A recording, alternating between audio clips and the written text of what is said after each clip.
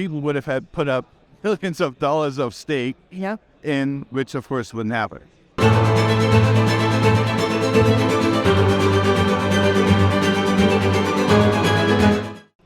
I'm very interested in fluids, but I just want to go back for a moment. You said you learned what smart contracts are good for and what they're not good for. What would you say they're best suited for?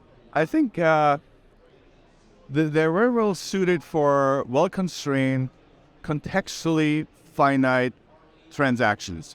So one of the things is, and you got to stick within that context. So one of the things I always heard early on was like, oh, you use the smart contract, you get that key for that Airbnb, and you pay, and it's a trustless transaction, everything's fine.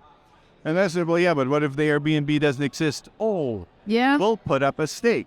Well, yeah, but how much is the stake relative to what it costs me flying from Austin to, I don't know, Greece, to end up somewhere in the middle of nowhere with no Airbnb, even though I have a digital key for it.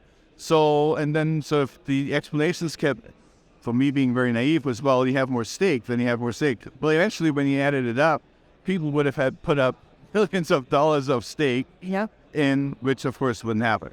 Yep. So then we started looking, then I got interested in how you actually can use it. What are reasonable transactions?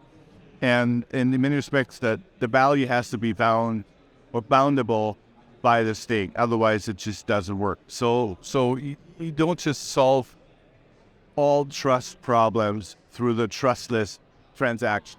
That's right. There's still the counterparty risk. Yes. Like, if you're going to be tokenizing supply chain, you still have to trust the people that are putting that supply on the blockchain are not lying to you. Right. And so it makes this thing apparent that trust in it by itself isn't fully replaceable, Yes. but you can create environments with very, very low transaction costs that are very, very effective in managing counterparty risk. And with the low transaction costs, which chains are you mostly speaking of or building up on? Well, I didn't go into that. I mean, the L2, so let me go back on the transaction costs. Transaction costs are tricky, right? Because you not only have the gas, you actually pay for a facilitated transaction on chain, but you actually have associated costs that build up to literally creating the transaction and then processing the transaction. So ease of use of a blockchain is very commonly undervalued by early adopters or first adopters, because there's so much more. It's like, how do you index the blockchain? Who do you use to index the blockchain? Do you need your own indexing?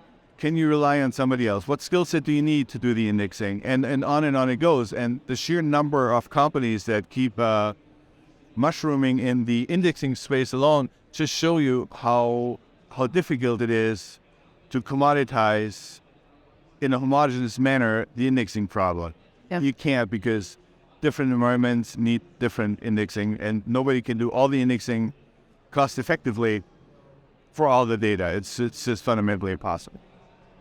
Hey guys, thanks for watching. We had a great time here at Consensus. At the Texas Blockchain Council, we are striving to be the nexus between traditional industries, banking, finance, legal, energy, and the digital asset industry. So we want to help you get your brand in front of those kinds of companies with B2B opportunities. Reach out to us if that's of interest for membership or for sponsorship at the summit. Hope to see you there in November in Fort Worth. Thanks again. We look forward to seeing you at the summit.